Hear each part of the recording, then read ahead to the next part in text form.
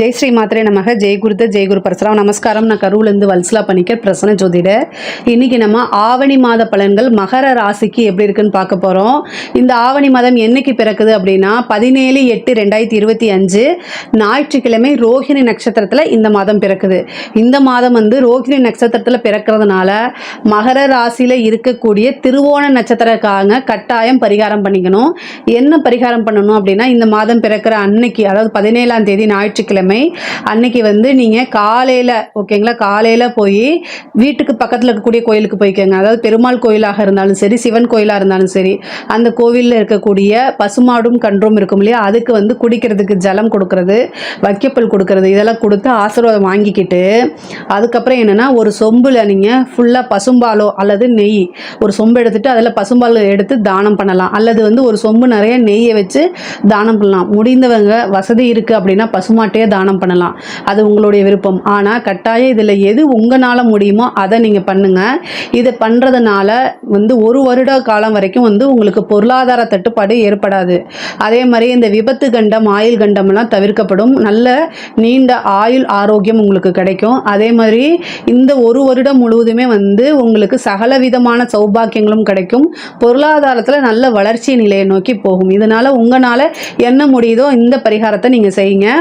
பொதுவாக மகர ராசியை பொறுத்த வரைக்கும் ரொம்ப ரொம்ப நல்லா இருக்குது. இந்த ஆவணி மாதம் நிறைய நன்மைகள் நடக்க போகுது. இவ்வளோ நாளாக கொஞ்சம் சம்டைம் மன சங்கடங்கள், இறுக்கங்கள், பதட்டங்கள், இந்த மாதிரி இனம் புரிய கவலைகள் இருந்திருக்கும்.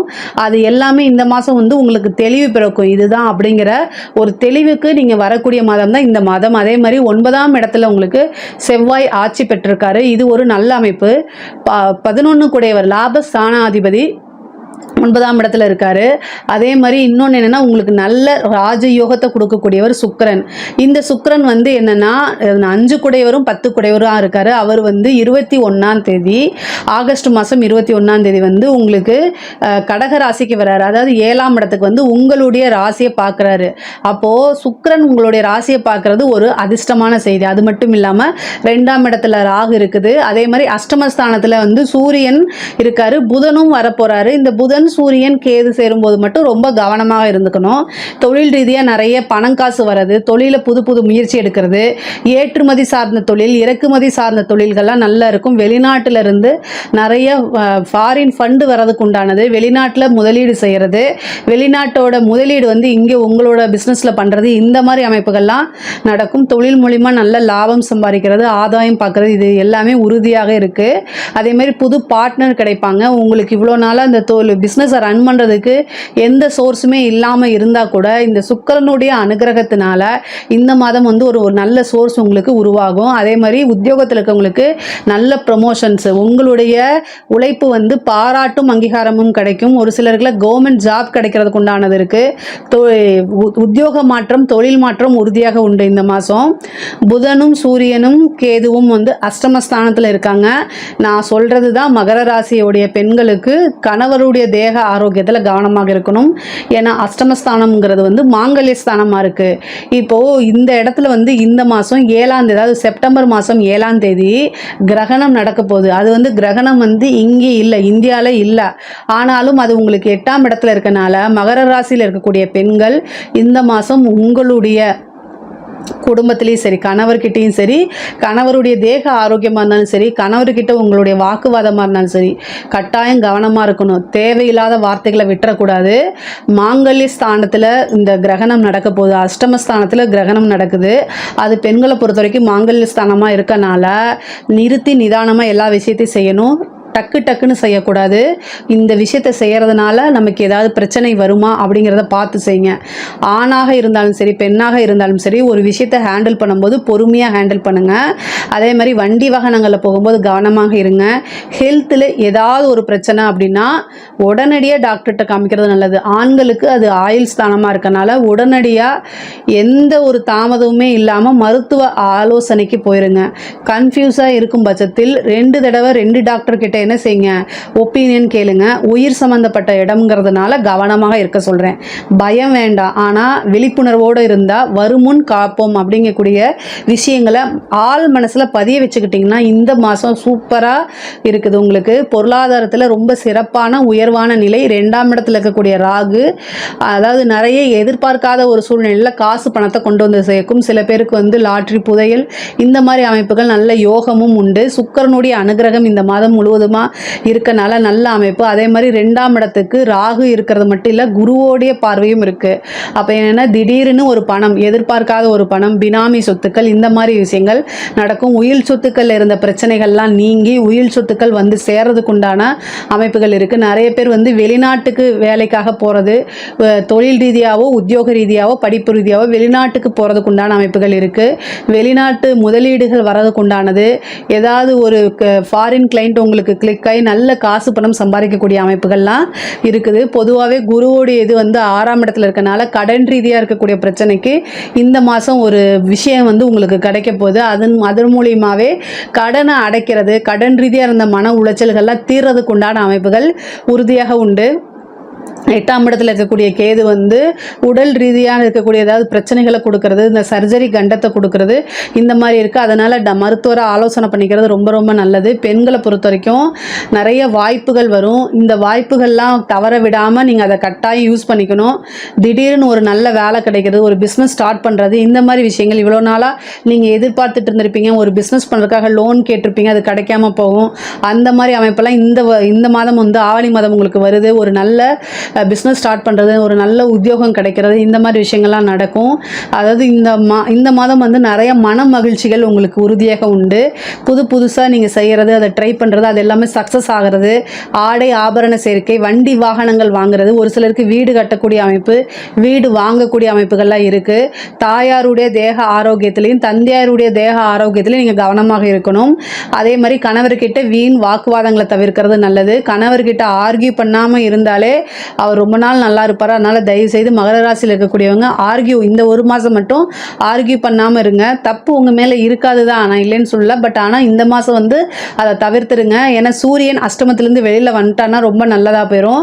அதே மாதிரி 3ஆம் இடத்துல இருக்கக்கூடிய சனி வந்து நிறைய சுறுசுறுப்பு, நிறைய புதுசாக நீங்கள் ட்ரை பண்ணுறதுக்கு, அதே மாதிரி உங்களுக்கு வெற்றிகள் இதெல்லாமே கொண்டு வந்து சேர்த்துருவார். இவ்வளோ நாளாக இருந்த பிரச்சனைகள் எல்லாமே நீங்கிரும். அது குடும்பத்திலேயே இருந்தாலும் சரி, வெளியிலேயே இருந்தாலும் சரி, இந்த பிரச்சனைகள்லாம் நீங்கிரும். பொதுவாகவே மகர ராசிக்காரங்களுக்கு வந்து இந்த மாதம் வந்து போன மாதத்தை காட்டிலும் இந்த மாதம் வந்து புதுசாக நிறைய ஆர்வங்கள் வரும். அதே மாதிரி புது முயற்சிகள் எடுப்பீங்க, அதில் வெற்றிகளும் உங்களுக்கு கிடைக்கும். வண்டி வாகனங்களில் போகும்போது கவனம் போங்க. வண்டி வாகனங்களில் போகிறது ஏன் இது இவ்வளோ தூரம் நான் அழுத்தி சொல்கிறேன்னா, செவ்வாய் வந்து உங்களுக்கு 4ஆம் அதிபதியாக இருக்கார், அவர் பாதகாதிபதியாக இருக்கார். அவர் 9ஆம் இடத்துல இருந்துட்டு சனியுடைய பார்வையில் இருக்கனால வண்டி வாகனங்களில் போகும்போது கவனமாக போங்க. பெண்களாக இருந்தால் சமைக்கும் போது ரொம்ப கவனமாக இருங்க. மின் சாதனங்களை இயக்கும் போது ஜென்ரலாகவே எல்லாருமே கவனமாக இருந்துட்டா வரக்கூடிய விபத்துகள்லேருந்து நம்ம தப்பிச்சுக்க முடியும். ஏன்னா மருத்துவ செலவும் இருக்குது. 6ஆம் இடத்துல இருந்து குரு 12ஆம் இடத்தை பார்க்கறதுனால சிறு மருத்துவ செலவுகள் இருக்குது. அதே மாதிரி திடீர்னு மேரேஜ் ஆகிறது, இந்த ரிஜிஸ்டர் மேரேஜ் இந்த மாதிரி அமைப்புகள் இருக்குது. சுக்கிரன் 7ஆம் இடத்துல இருக்கனால நல்ல திருமண வாழ்க்கை, அதாவது நல்ல திருமண வாழ்க்கை நிறைய பேருக்கு அமையும். இவ்வளோ நாள் ஆணாக இருந்தாலும் சரி, பெண்ணாக இருந்தாலும் சரி, திருமணத்தில் இருந்த தடையெல்லாம் நீங்கி திருமண பிராப்தம் உறுதியாக இந்த மாதம் உங்களுக்கு உண்டு. அதுக்குண்டான இனிஷியலாவது இந்த மாதம் நடக்கும். நிறைய பேருக்கு வந்து லவ் பிரேக்கப் ஆகிறது, காதல்னால மனக்கசப்பு, அதனால வந்து வேறு முடிவுகள் எடுக்கிறதெல்லாம் வரும். ஒரே ஒரு விஷயம், ஒருத்தங்க இல்லைன்னா இன்னொருத்தங்க கட்டாயம் வாழ்ந்து தான் ஆகணும். மூவ் ஆன் பண்ணி போக பழகிக்குங்க. அஷ்டமத்தில் கிரகம் இருக்கனால மனக்குழப்பங்கள், தீராத ஒரு விஷயத்தை தாங்கிக்கவே முடியாத அளவுக்கு வலி இதெல்லாம் கொடுக்கும். ஆனால் இந்த மகர ராசிக்காரங்க அநியாயம் வந்து என்னென்னா, அவங்களுக்கு புதன், காதலை குறிக்கக்கூடிய கிரகம் வந்து புதன், அவர் 6ஆம் அதிபதியாக இருக்கார்.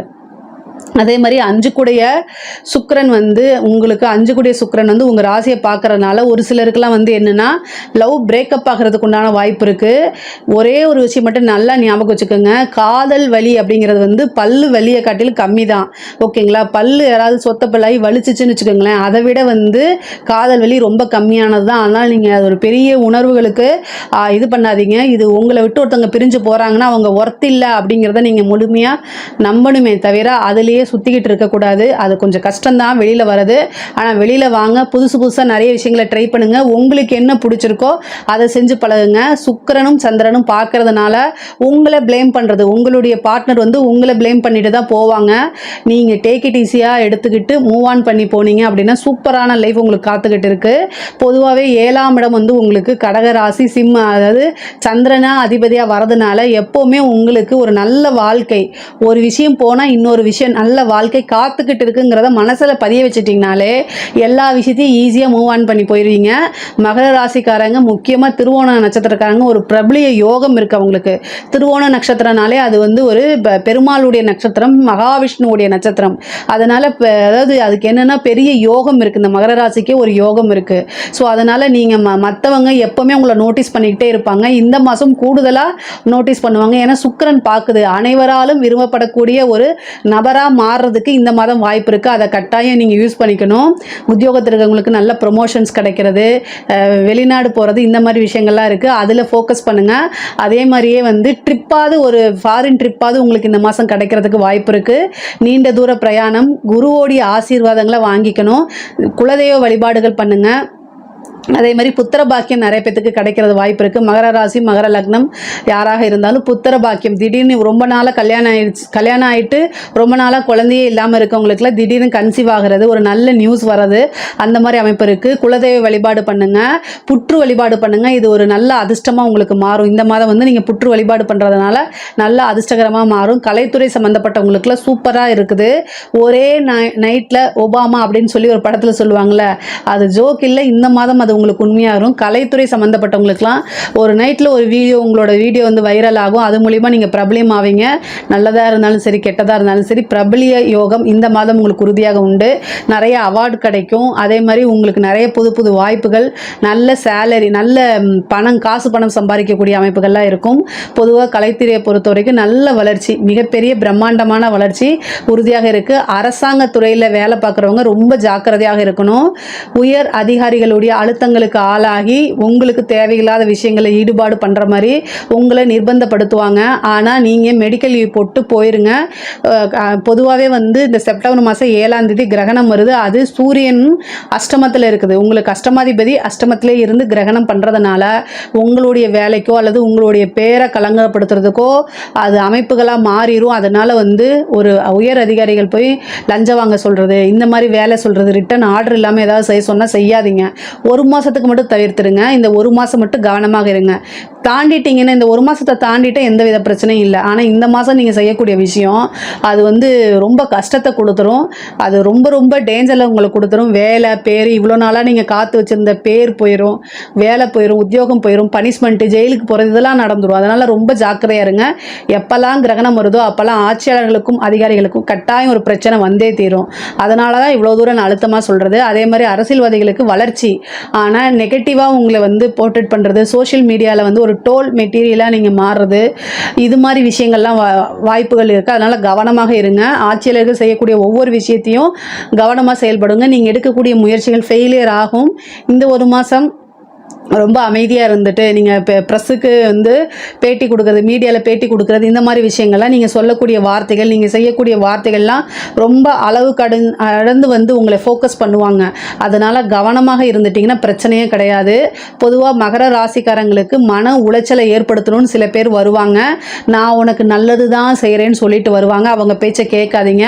அமைதியாக இருங்க. அமைதி அமைதி அமைதி, அமைதியோ அமைதி அப்படிங்கிற மாதிரி நீங்கள் இருந்துட்டிங்கன்னா சூப்பராக இருக்குது. பொருளாதாரத்தை பொறுத்த வரைக்கும் நல்ல உயர்வு, குடும்பத்திலையும் ரொம்ப நல்லா இருக்குது. அதாவது தாய் தந்தையருடைய தேக ஆரோக்கியம், கணவருடைய தேக ஆரோக்கியம், அதாவது ஆணாக இருந்தால் பெண், பெண்ணாக இருந்தால் கணவனும், ஆணாக இருந்தால் மனைவியும் ஒருத்தரை ஒருத்தர் அண்டர்ஸ்டாண்ட் பண்ணி ஆரோக்கியத்தில் கவனமாக இருந்துட்டிங்கனாலே ரொம்ப போதும். மற்றபடி பொருளாதாரம், அதாவது தொழில், உத்தியோகம், இது எல்லாமே ரொம்ப ரொம்ப சூப்பராக இருக்குது. இதில் ஏதாவது சந்தேகங்கள் இருக்குது அப்படின்னா கமெண்ட்ஸில் கேளுங்க. கண்டிப்பாக நான் ஆன்சர் பண்ணுறேன். நம்மளுடைய சேனலை லைக் பண்ணுங்கள், ஷேர் பண்ணுங்கள், சப்ஸ்கிரைப் பண்ணுங்கள். நன்றி, வணக்கம்.